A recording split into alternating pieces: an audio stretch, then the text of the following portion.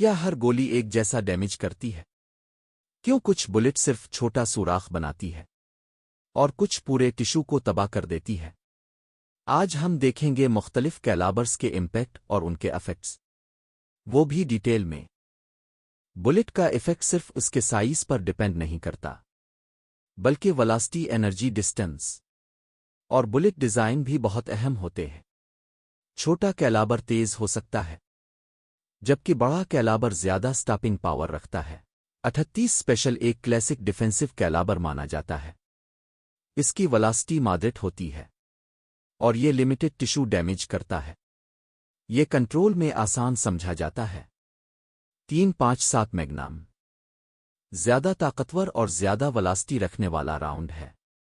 یہ ٹارگٹ کے اندر temporary cutie پیدا کرتا ہے، جس سے ٹشو ڈیمیج کافی بڑھ جاتا ہے۔ اس کا ریکال بھی کافی سٹرونگ ہوتا ہے۔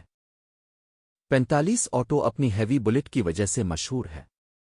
یہ بہت زیادہ سپیڈ نہیں رکھتی، لیکن بڑا ڈائی ایمیٹر ہونے کی وجہ سے وائڈن امپیکٹ چینل بنا سکتی ہے۔ 9 ملی میٹر دنیا کے سب سے پاپیالر کیلابرز میں سے ایک ہے۔ لو ریکال، ہائی کیپیسٹی اور ڈیپ پیناٹریشن کی وجہ سے یہ ملٹری اور لو انفورسمنٹ میں عام استعمال ہوتی ہے۔ 22 رائفل چھوٹا کیلابر ہے، لیکن اس کی سپیڈ اور پیناٹریشن اسے ڈینجرس بنا سکتی ہے، خاص طور پر کلوز رینج پر۔ 7 62 39 mm یعنی AK-47 کا مشہور راؤنڈ، ہیوی پروجیکٹا اور سٹرونگ پیناٹریشن کی وجہ سے یہ بیریئرز کو پیناٹریٹ کرنے کے لیے جانا جاتا ہے۔ 5.56 NATO high velocity rifle round ہے۔ زیادہ سپیڈ کی وجہ سے بعض حالات میں فریگمنٹیشن ایفیکٹ پیدا ہو سکتا ہے، جو ٹشو ڈیمیج کو بڑھا دیتا ہے۔ 12 gauge shotgun shells close range پر انتہائی پاورفل سمجھی جاتی ہے۔